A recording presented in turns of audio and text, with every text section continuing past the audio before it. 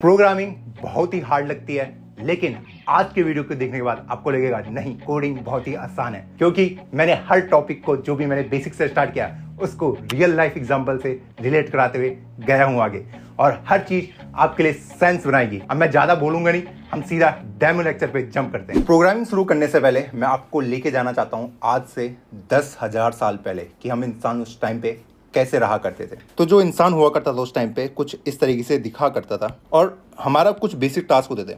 वो क्या करते थे, हम सर्वाइवल के लिए ही जीते थे।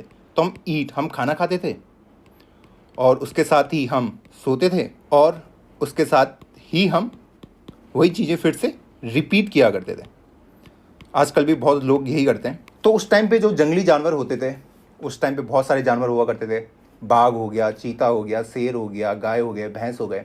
तो कई जानवरों को हमने पालतू बना दिया, जैसे काऊ हो गया, डॉग, गोट, इनको हमने पालतू बना दिया। और इनसे हम अपना मतलब भी निकालते थे। जैसे गोट को मार के खा दिया, गाय से दूध दे लिया, डॉग के साथ जाके शिकार कर लिया। इस टाइप से हम अपना टास्क किया करते थे। अब उन इंसानों में भी कुछ टास्क बटे हुए रहते थे।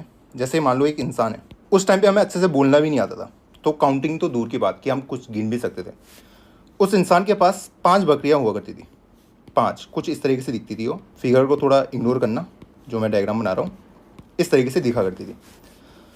अब उसका टास्क ये था कि वो सुबह बकरियों को लेकर जंगल जाएगा, उन्हें चराएगा, और रात को उनको सुरक्षित वापस लेके आएगा। अब उसे गिनना तो आता नहीं है, तो जो उस टाइम पे हमारे पास काउंटिंग सिस्टम हुआ करता था, वो सिंपल सा एक टास्क होता था।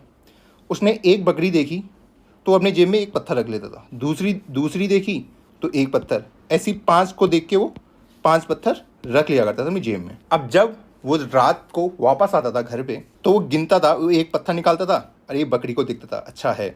दूसरा पत्थर निकालता था, दूसरी बकरी को अंदर ले लेता था, तीसरे पत्थर से तीसरी बकरी। इस तरीके से वो काउंटिंग करता था कि अच्छा, कि मेरी सारी बकरियां सही सलामत वापस आ गई। अगर पत्थर ज़्यादा हैं उसकी जेब में और जो बकरियां हैं वो कम रह गई, तो वो समझ जाता था कि भाई बाघ या फिर कोई चीता एक बकरी को उड़ा के ले गया। तो उस टाइम पे तो उसके पास ऐसा बेसिक टास्क हुआ करते थे। अब मान लो वही इंसान है, और उससे अगर कोई बोले कि भाई तुम कितने भाई बहन हो, तो वो 4-5 पत्थर लेके तो घूमेगा नहीं। अगर वो 4 भाई बहन है तो 4 पत्थर लेके घूम रहा है। तो उस टाइम पे उनको ऐसे ही करना पड़ता था। अगर मान लो फ्यूचर में उसके पास 1000 बकरियां होती थी, तो क्या वो 1000 पत्थर ढोएगा?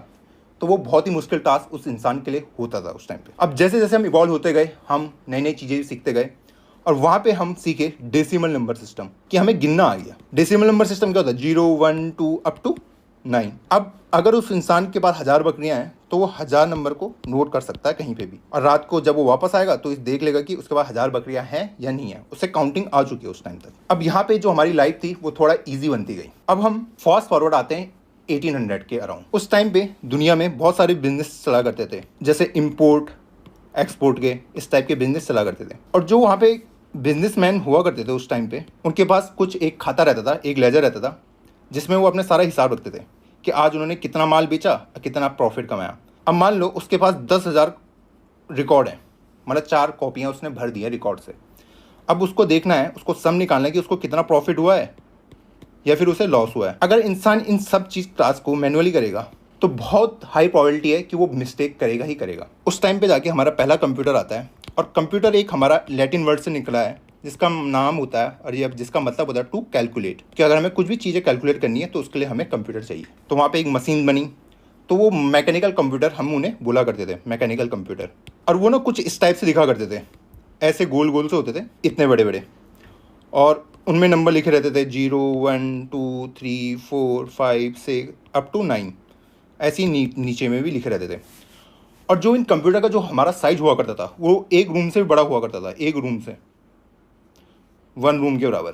सोचो इतना बड़ा कंप्यूटर, और इसको ऑपरेट करने के लिए लोग भी चाहिए होते थे। पर ये अपना टास्क तो अच्छा करता था उस टाइम पे, सम वगैरह बिल्कुल सही एक्यूरेट निकाल देता था, लेकिन मैनुअल था कि मैकेनिकल कंप्यूटर है, लोग वहाँ पे चाहिए। अब हम थोड़ा और इवॉल्व हुए। अब अराउंड 1950s में हमें एक ब्रेक थ्रू मिला। वो क्या मिला? वो मिला हमें ट्रांजिस्टर का। जी हाँ, ट्रांजिस्टर पढ़ाने से पहले हमने एक और नंबर सिस्टम इवॉल्व किया, उसको हम कहते हैं बाइनरी नंबर। आप सबने सुना होगा कि जो हमारे कंप्यूटर होते हैं आजकल के मॉडर्न डे के, जो भी कितने भी हमारे पास कंप्यूटर हैं, वो बाइनरी लैंग्वेज ही समझते हैं, बाइनरी लैंग्वेज समझते हैं। जो आजकल हमारे जितने भी हम मॉडर्न कंप्यूटर आजकल देखते हैं, वो सब बाइनरी लैंग्वेज समझते हैं।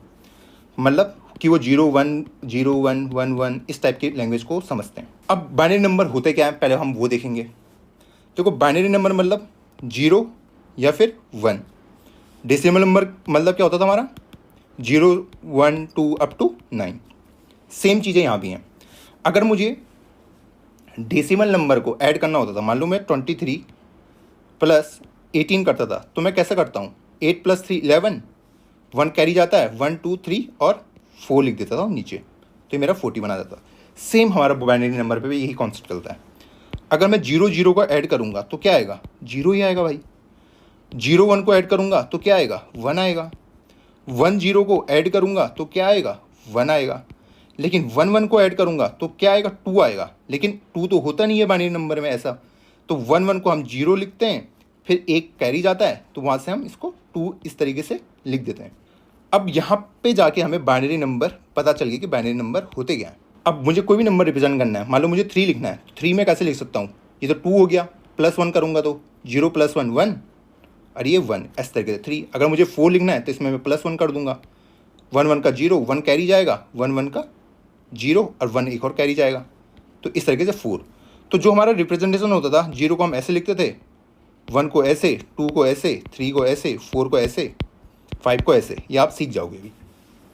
इस तरीके से हम बाइनरी नंबर को लिखा करते थे। अब इससे हमारा क्या फ़ायदा हुआ, अगर हम बाइनरी नंबर आ गए तो इसको हम कंप्यूटर में क्यों कन्वर्ट किया। जो हमारा डेसिमल नंबर वाला था, जो मैंने आपको अभी बताया, वो 1 रूम के बराबर स्पेस ऑक्यूपाई करता था। लेकिन जो मेरा ये डेसिमल वाले थे, जो मेरे बाइनरी नंबर थे, ये बहुत ही सिंपल थे। मैंने आपको बताया कि उस टाइम पे ट्रांजिस्टर की खोज हो गई थी। ट्रांजिस्टर सिंपल सा ही चीज़ है, अगर ये ऑन है, इसमें अगर लाइट जल रही है लाइट, तो इसको हम बोल देंगे कि 1 है। और ट्रांजिस्टर अगर बंद है तो इसको हम बोल देंगे 0 है। इस तरीके से हम ट्रांजिस्टर की हेल्प से बता सकते थे कि भाई कोई भी नंबर हमें पढ़ना है तो हम उसको 0 और 1 की फॉर्म में पढ़ सकते हैं। अगर ऑन है तो 1 है और ऑफ है तो 0 है। अब इससे क्या हुआ, जो हमारा कंप्यूटर का साइज़ था वो बहुत ज़्यादा डिक्रीज हुआ। अब ऐसा क्यों हुआ मैं आपको अभी बताता हूँ। उस टाइम पे एक साइंटिस्ट हुआ करते थे मूरे, उन्होंने कहा कि हर 2 साल में जो हमारा ट्रांजिस्टर का जो साइज होगा वो घटता जाएगा, आधा आधा करके हर 2 साल में। इस तरीके से उन्होंने स्टेटमेंट दी थी। मतलब वो कह रहे थे कि जो हमारी ट्रांजिस्टर की कैपेसिटी है वो डबल हो जाएगी हर 2 साल में। तो मतलब वही हुआ उसका। मान लो मेरे पास एक ट्रांजिस्टर है, अभी मैंने एक ही ट्रांजिस्टर की खोज करी है, तो ये कितने नंबर स्टोर कर सकता है एक बार में? 2 नंबर स्टोर कर सकता है, या तो 0 करेगा या फिर 1 करेगा। मान लो मेरे पास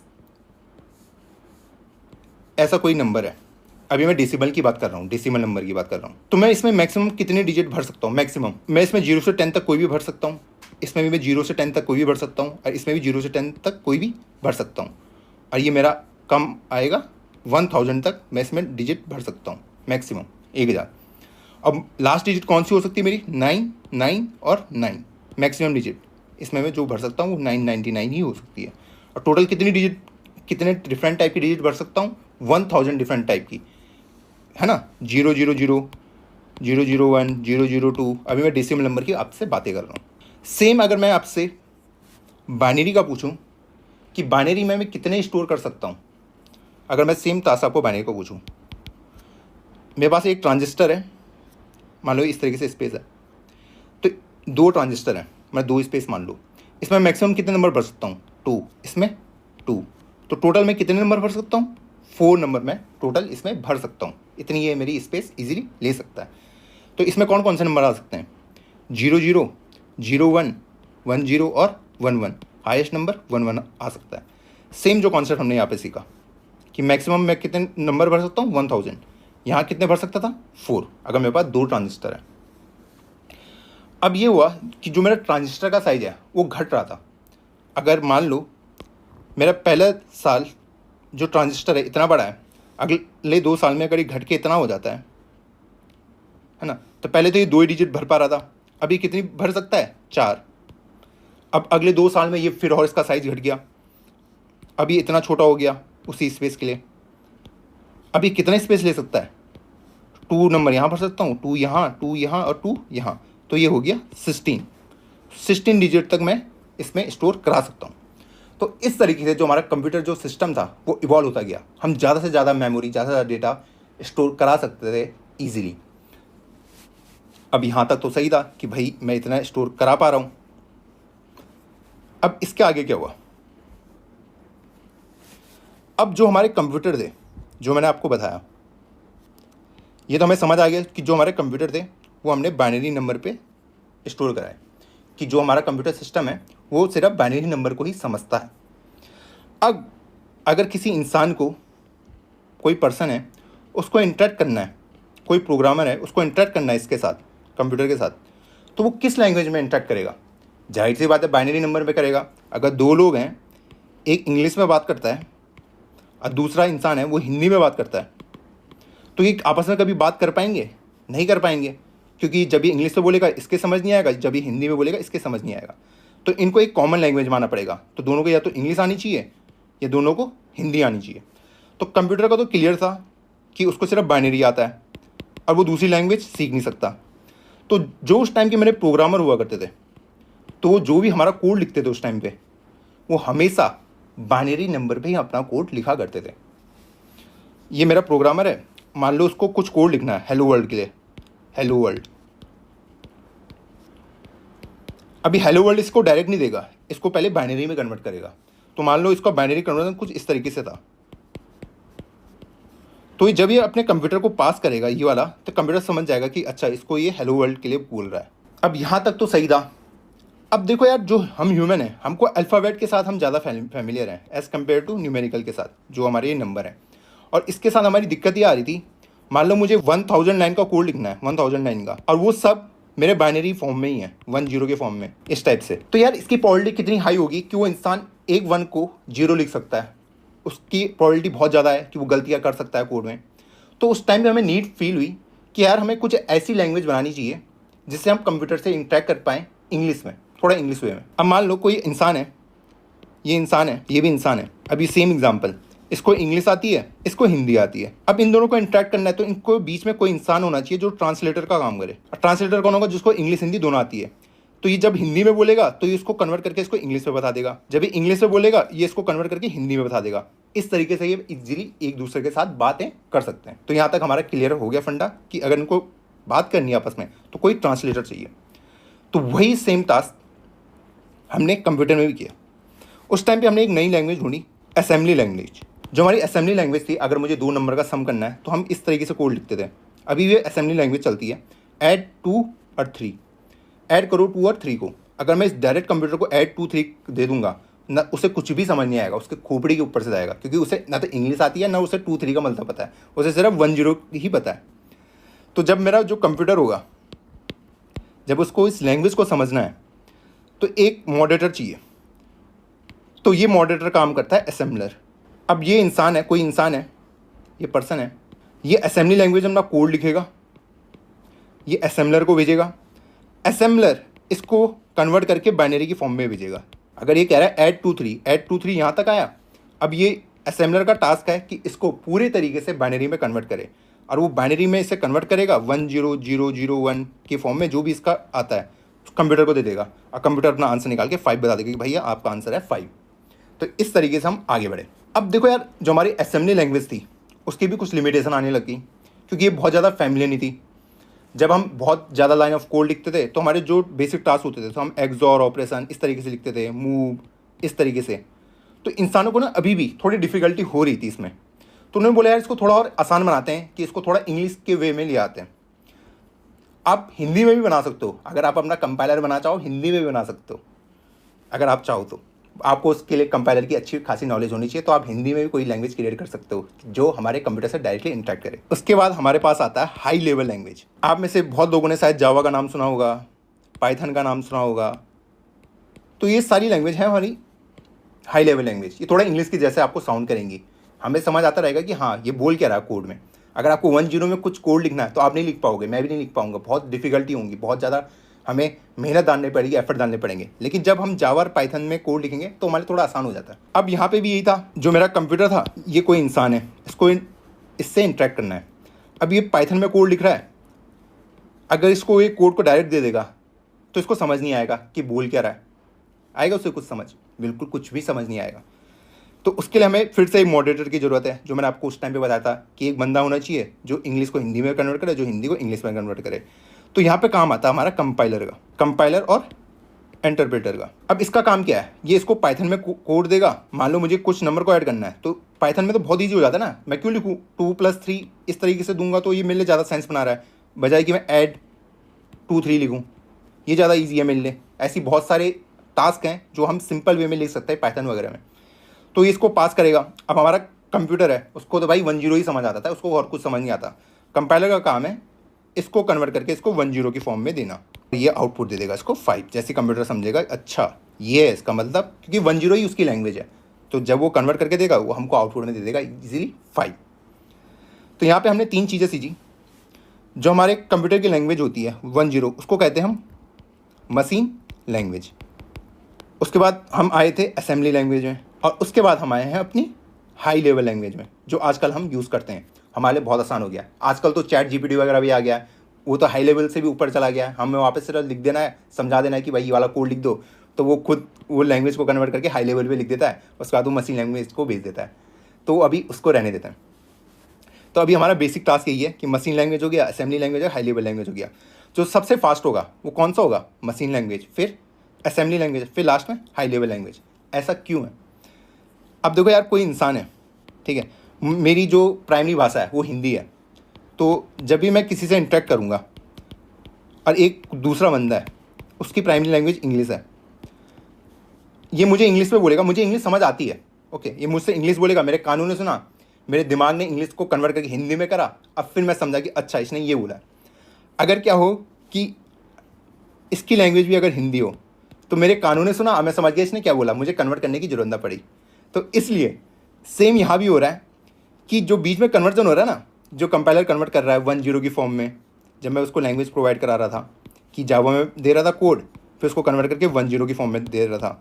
इसलिए जो मशीन लैंग्वेज के जो कोड होते हैं अगर आप उसमें लिख सकते हैं तो वो ज़्यादा फास्टर होते हैं एज़ कम्पेयर टू HLL और असेंबली लैंग्वेज से भी। इस तरीके से हमने इनकी इंक्रीमेंट वे में दिखाया। अब तक हम समझ चुके हैं जो हमारा कंप्यूटर होगा वो हमेशा बात करेगा बाइनरी नंबर में। अगर हमें उससे कुछ भी टास्क कराना है, कुछ भी टास्क कराओ, हमेशा बाइनरी में ही बात करने वाला वो हमसे। अब देखो यार, जैसे जैसे हम इवॉल्व होते जा रहे हैं, कंप्यूटर नए नए बनते जा रहे हैं। अब मान लो आप ये वीडियो देख रहे हैं, मुझे देख रहे हैं, आपने कितनी देर इस वीडियो को देखा, आपने इस वीडियो को लाइक किया, कमेंट किया, आपने कितना इंटरेक्ट किया, आपको वीडियो पसंद आई नहीं आई, तो बहुत सारा डेटा रोज जनरेट हो रहा है, बहुत सारे डेटा अगर मैं कहूँ। अब इस डेटा को मुझे क्या करना है, बेसिकली जो भी डेटा है कंपनी सारा स्टोर करके रखती है, सारा डेटा स्टोर करके रखती है। तो वो चाहती है जब जितना भी डेटा मैं स्टोर करूं वो कम से कम स्पेस ले। मैं क्यों चाहूँ कि अगर वो डेटा मैं 4 GB में स्टोर कर सकता हूँ, क्यों मैं चाहूँगा कि वो 10 GB में स्टोर हो? और उसके लिए मुझे लगेंगे एल्गोरिथम उस टाइप के ही जो उसको उसने कम स्पेस में डाल सके। अभी घबराऊँ मत एल्गोरिथम वगैरह चीज़ें सुन के। आप में से बहुत सारे बच्चे इंटरप्रेटर, कंपाइलर, बहुत सारी नए नए टर्म सुन रहे होंगे, लेकिन टाइम के साथ आप इनके साथ ईजिली फैमिलियर हो जाएंगे, तो उन पर ज़्यादा अभी आप ध्यान मत दो। और दूसरा टास्क क्या होता है मेरा, अगर मैं वेब ब्राउज़र वगैरह चला रहा हूँ, मुझे गूगल करना है, मैं गूगल में आजकल IPL चल रहा है, तो मैं IPL के स्कोर जानना चाहता हूँ, तो मैं सिंपल क्या करूँगा, IPL डालूंगा।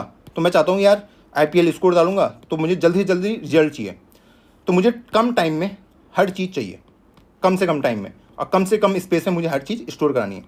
तो यही बेसिक टास्क है पूरे DSA का। जो भी काम मैं करूँगा उस वो मुझे कम से कम टाइम में और कम से कम स्पेस में कराना है।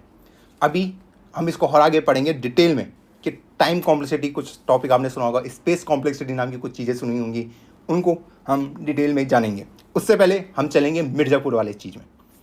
देखो मिर्ज़ापुर में है अपने गुड्डू भैया, आप सबने देखा है, और दूसरे हैं उनके भाई बबलू भैया, यही उनका नाम हुआ करता था उस टाइम पे। अब इन लोगों को हमने एक टास्क दिया, सिंपल सा एक टास्क दिया। अब गुड्डू भैया थोड़े मोटी बुद्धि के थे, पढ़े लिखे थोड़े कम थे, पढ़े लिखे थे पर उनको पढ़ाई में उतना इंटरेस्ट नहीं था। तो हमने बोला यार हमको ना 1 से लेके 100 तक नंबर का सम करके दिखाओ, सम ऑफ फर्स्ट 100 नेचुरल नंबर। तो गुड्डू भैया ने बोला कर देंगे भाई, चैलेंज आया तो चैलेंज एक्सेप्ट।